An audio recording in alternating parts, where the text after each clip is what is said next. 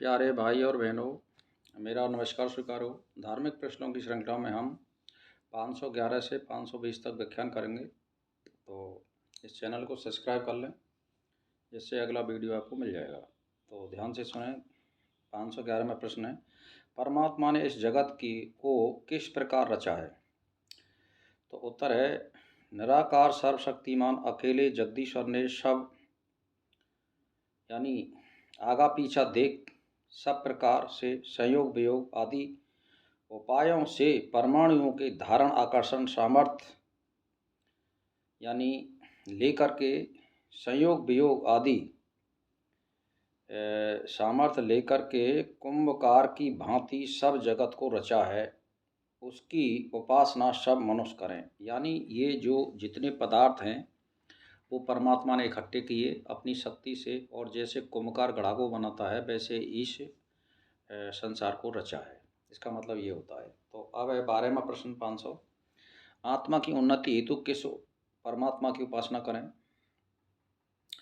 तो उसका उत्तर है, वह अकेला सर्वव्यापक सर्वशक्तिमान परमात्मा जंगम स्थावर भूत भविष्य वर्तमान प्रकाशमान और अप्रकाशमान और दोनों के मतलब मध्यस्थ लोकों पूर्व आदि दिशाओं की सीमा से बहुत बड़ा है। ऐसे परमात्मा की उपासना से मनुष्य लोग अपने आत्मा की उन्नत करें। यानी ये आशय इसका ये है कि यानी जहाँ भी आप कहीं जाओगे, आकाश पाताल धरती सूर्य बृहस्पति ग्रह शनि ग्रह बुध ग्रह मंगल ग्रह, जहाँ कहीं भी जाएंगे एक ही परमात्मा है। हमें उसकी उपासना करनी चाहिए जो सब जगह व्यापक है, जड़ चेतन जितने भी पदार्थ हैं। तो हमारी उन्नति और आत्मा की उन्नति तब संभव है। इसका मतलब ये होता है। तो फिर इसका मतलब है कि 13वां प्रश्न है, मनुष्य सबको सुख कैसे पहुंचा सकता है? यानी मनुष्य सबको सुख कैसे पहुंचा सकता है, इसका फॉर्मूला है, परमात्मा अपने ऐश्वर्य से प्रत्येक लोक और पदार्थ में प्रकाशमान होकर सबका धारण पोषण करता है। ऐसे ही मनुष्य तुम अपने विद्या बल से व्यवहार कुशल होकर सबको सुख पहुँचाइए। यानी परमात्मा एक व्यापक है और वो प्रकाशमान है और वो सबको ज्ञान देता है और सबको बुद्धि देता है एक टक। तो ऐसे ही हमको जो विद्या हमें प्राप्त हो जाए उससे सबका भला करिए और सबको उस विद्या को बताइए। इसका मतलब ये होता है। तो तब सब सुख को हम प्राप्त हो सकते हैं। तो 14वां प्रश्न है 500, आत्मा को बली और महान कैसे बना सकते हैं? तो इसका उत्तर सुनिए, विद्वान मनुष्यों उस सर्वक्ष वर्तमान महाबलवान परमात्मा की उपासना से व्यवहार कुशल होकर अपनी आत्मा को बली और महान बनाओ। यानी इसमें क्या जोर दिया गया है कि विद्वान जो मनुष्य है आत्मा को बली और महान कैसे कर्मों से बनाया जा सकता है। यानी शुभ कर्म करिए और सबकी भलाई करिए और किसी से कटु वचन मत बोलिए, मीठे वचन बोलिए और अपने व्यवहार में कोई त्रुटि मत रखिए। वेद के अनुसार चलिए और महात्मा का संग करिए, तो निश्चित ही आपकी आत्मा बली और महान बन जाएगी कर्मों से। जैसे उदाहरण के स्वरूप पे मैं उदाहरण देना चाहता हूँ कि ज़्यादातर वर्तमान में जो उदाहरण है वो मोदी जी का ही है और उसके बाद योगी जी का है।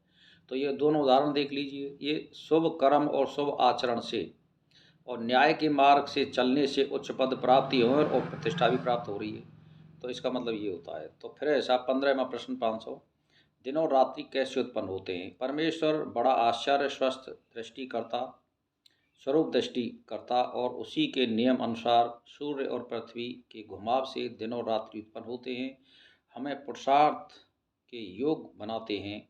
विद्वानों उसी परमेश्वर की को पहचान कर अपने को बढ़ाओ। यानी परमेश्वर ने कैसे इस सृष्टि बनाई और कैसे ग्रह और नक्षत्र ये चलते हैं जिससे हमारी दिन और रात्रि का क्रम बनता रहता है। तो ऐसे ही मनुष्य को सद्व्यवहार से हमेशा अपनी गति बढ़ानी चाहिए। इसका मतलब ये होता है। तो 16वां प्रश्न है, अपने विभिन्न बाधाओं को मनुष्य कैसे हटावे? तो इसका मतलब ये है कि सूर्य अंधकार का नाश करके दिन बनाकर प्रकाशमान, वैसे ही वह परमेश्वर सूर्य आदि लोगों को रचकर धारण आकर्षण द्वारा सब की रक्षा करता है, वैसे ही मनुष्य विद्या से प्रकाशमान होकर विघ्नों को हटाए। इसका अर्थ ये होता है, जैसे मान के चलिए आप में कोई ज्ञान है, वेद का ज्ञान है, तो उसको सबको बताइए कि भाई ये गलत कर रहे हो, आप उसको समझाइए। और मैं फलाना यानी ग्रंथ को उदाहरण देता हूँ, या फलाने ग्रंथों में ऐसा लिखा है या वेदों में ऐसा लिखा है, तो उनको समझाइए कि आप जो कार्य कर रहे हैं तो वो इस तरह से गलत है। जैसे मान के चलिए कोई आदमी नहा धो तो लेता है, लेकिन ईश्वर का ध्यान नहीं करता है, तो उसको बताइए कि भाई ईश्वर को ध्यान करने से हमें क्या हानि हो रही है, क्या हमारा कोई पैसा जा रहा है, तो उसको ईश्वर को ध्यान बताइए। और संसार में व्यवहार करने के कुछ गुण कर्म बताइए जो वेद में दे रखे हैं। तो ये सब जब करेगा मनुष्य, तो ये निश्चित है उसकी बाधा और विघ्न कोई भी नहीं रहेगा। जैसे सूर्य अंधकार आता है तब अंधकार अपने आप उड़ जाता है, ऐसे ही जब आपके पास विद्या और संस्कार होंगे तो मतलब ये है कि अविद्या अपने आप हट जाएगी, और अविद्या से ही सगरे कलेश और दुख मिटते आते हैं, उसको हटाने से सब सुख प्राप्त हो जाते हैं। इसका मतलब ये होता है। 16वां प्रश्न है 500, मनुष्य आत्मा की उन्नति कैसे करे? जो अद्भुत स्वस्थ परमात्मा सूर्य चंद्र वायु आदि द्वारा सब प्राणियों को सुख देता है, मनुष्य उसको उपासना द्वारा जानकर आत्मोन्नति करें। जिस सर्वों पर विराजमान सर्वंत्यामी परमेश्वर का ध्यान करके योगी जन आनंद पाते हैं, उसी की आराधना करके हम पुरुषार्थ के साथ उन्नति करें। तो 18वां प्रश्न है, मनुष्य अपने जीवन को यशस्वी कैसे बनावे? मनुष्य को योग है कि आकाश को भी बस में रखने वाले सर्व पालक शुद्ध वेद वाणी के देने वाले परमेश्वर की आज्ञा में रहकर अपने जीवन को यशस्वी बनावें और सब विघ्नों को हटाकर सदा आनंद से अपना जीवन व्यतीत करें और करता रहे। इसका मतलब 19वां प्रश्न है, मनुष्य को हमेशा क्यों सावधान रहना चाहिए? परमेश्वर सर्वंत्यामी रूप से अनंत कार्य और कारण रूप जगत की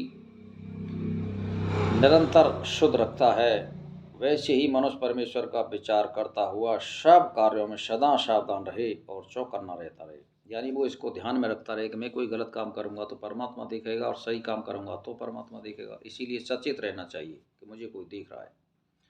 तो 20वां प्रश्न है 500, जो आखिरी है, सबकी उत्पत्ति का कारण कौन है?